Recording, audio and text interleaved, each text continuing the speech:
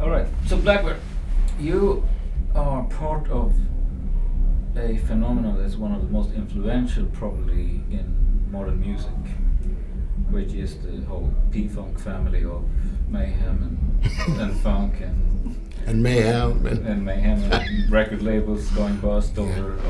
I mean, it's the whole. Explain a little bit. What is that? What's P-Funk? What is P-Funk? In short, everything. P-Funk is, first of all, a band based off of 60s R&B, rhythmical, I think I invented a word there, type stuff. Yeah. And it evolved. The musicians had evolved in time where they got jazz musicians and rock musicians, and George Clinton I'm talking about, conglomerated a bunch of all of that stuff together into a thing we call the Parliament Funkadelic thing. Yeah. Better known as George Clinton and the P-Funk All-Stars, Parliament Funkadelic. That. And it also spawned numerous bands and artists and careers. And the Brides of Dr. Funkenstein, Parlet, Zap. He was responsible for Zap. I could go on and on. And Felipe Wen, he resurrected. You have people like Bernie Worrell coming up. Bernie Worrell, making a huge impact on the music industry. Yeah. Through Talking Heads, Pretenders. Right. All this. Right. It spawned a whole another thing. Yeah, and also now then all the new hip hop rap or whatever you want to call it. Well, that would be impossible. Yeah, which would virtually be impossible because everybody that is sampling has sampled Parliament Funkadelic. Right. He's probably the most sampled. I couldn't arguably say that, but he's among them. I'll put it like that. Yeah, but it's not only the sample and the music. It's also the fashion, the mentality, the comedy. Yeah, funk is not just a music. Funk is a way of life. Yeah. And it's with the dress and the little statements here, little bling or a lot of bling or whatever you call it, and it just became a way of life as well as the music. You put that together with the music, exactly. You got the Mothership, and you got the Long Johns with the hole and all of that stuff, and some of the baddest music I've heard. Yeah, absolutely. But now then, coming back to you here, is that you started somewhere else. In a sense. I mean, he's fixing to tell y'all how old I really am. Well, you're not older than me. but anyway, like, it's not that you started with Charles Lloyd, but Charles Lloyd, of course, you played with Charles Lloyd, who is I did start with Charles Lloyd. A jazz icon, one of the most influential, groundbreaking saxophone players in the history of music. Yeah. So tell me about that. How did that happen? Where? Friends.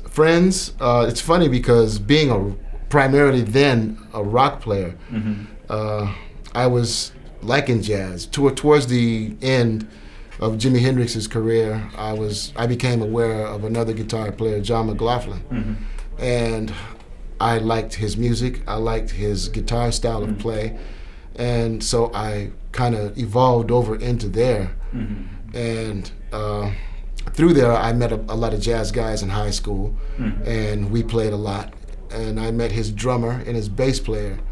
And those were who? Transcending Sonship, Rhythm, Sound, and Color was the drummer. Woody Theus is his real name. Yeah. And Celestial Songhouse, whose name. Let me see. Sherman Alvin McKinney III. He's gonna get me.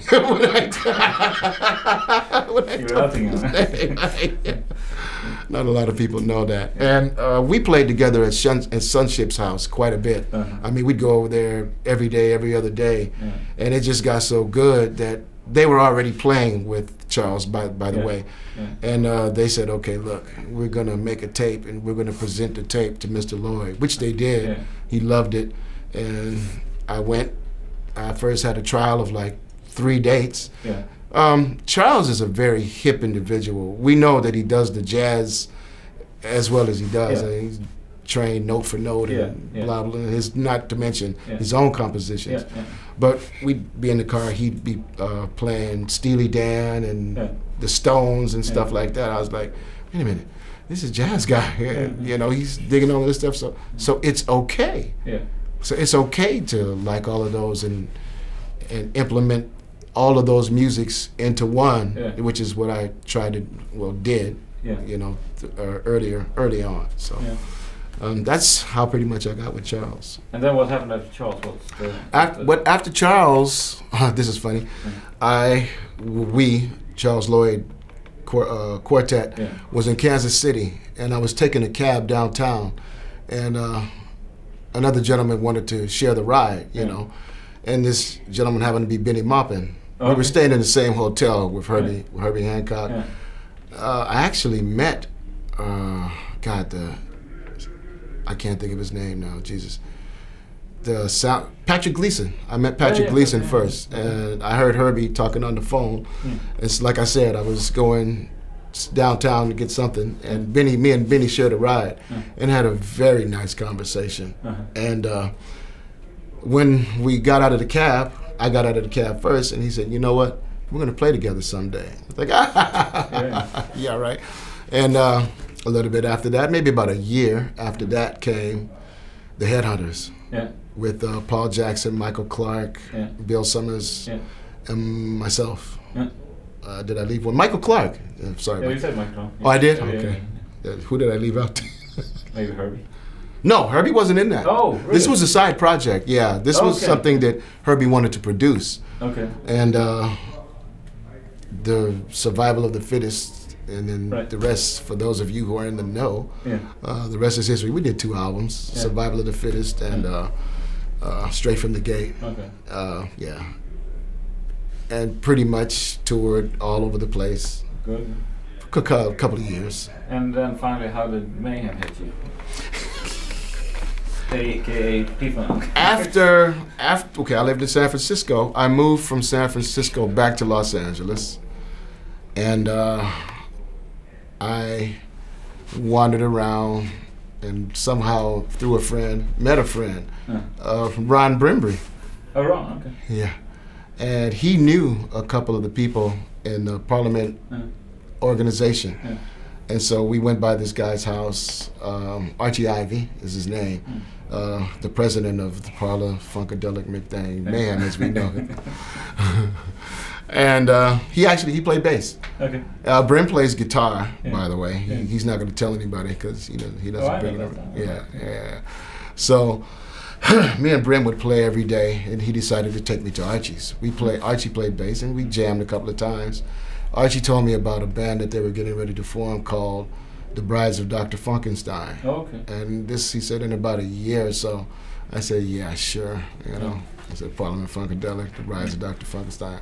Sure. Yeah. And sure enough, a year later, I get a call about 4:15, 4:30 in the afternoon, and somebody calls me and says, "What are you doing answer the phone?" Who's this? This is so-and-so down at the office. You're supposed to be on a plane at 5 o'clock to go to Detroit. What are you doing at home? Get on the plane. I don't know anything about any plane. You're going to play with the Brides of Dr. Funkenstein. You're supposed to go to the airport, get on the plane. And so I did. In the middle of the winter with a very thin... anyway, we leave the haberdashery out. Okay. But I went to Detroit, auditioned for the Brides, and that started that thing. And we were bad. Well, we know that. You know that, and then the rest of that history takes a book to explain. No, not really. The Brides lasted maybe about a year and a half, something like that. 1979, they decided to break up. I went to Mr. Clinton, and I said, look, everybody is wanting to go home. I don't want to go home. I said, you got it. And then the rest is history. I think about 30 years. I call it 30 years. Right. Yeah. I'm not here. Okay.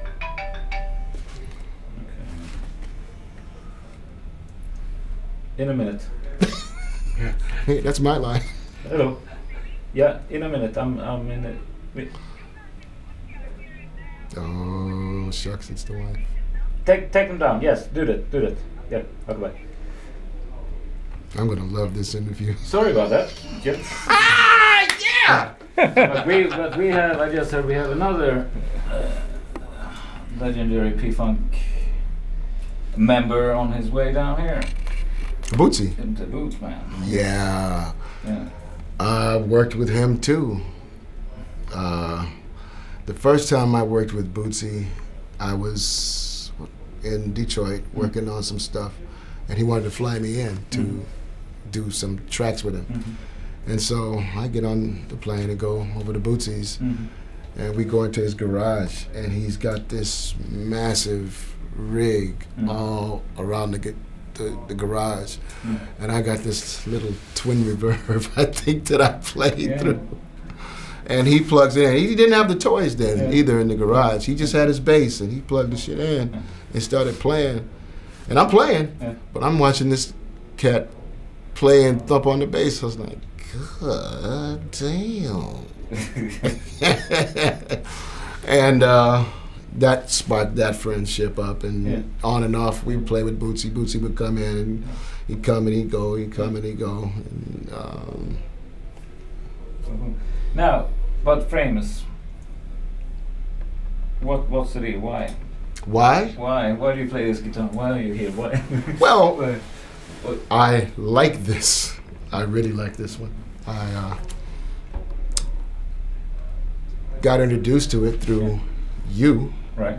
And this is actually the first opportunity that I've had to play them. So I've been looking around for which one I did like, and I stumbled up on this one, the Pantera Custom.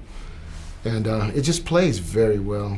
It plays very well, and the action is just the way I like it. It's like action is perfect.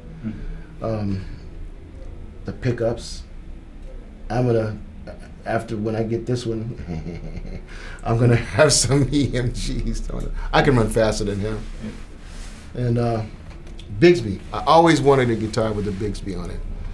And there you go. The guitar plays very well. It plays immaculately well. So it's like we met each other. It just, we liked each other. And so the relationship was born. Cool, man. Yeah. Welcome to the family. Thank you so much, Jonas. Pleasure talking with you. Thanks.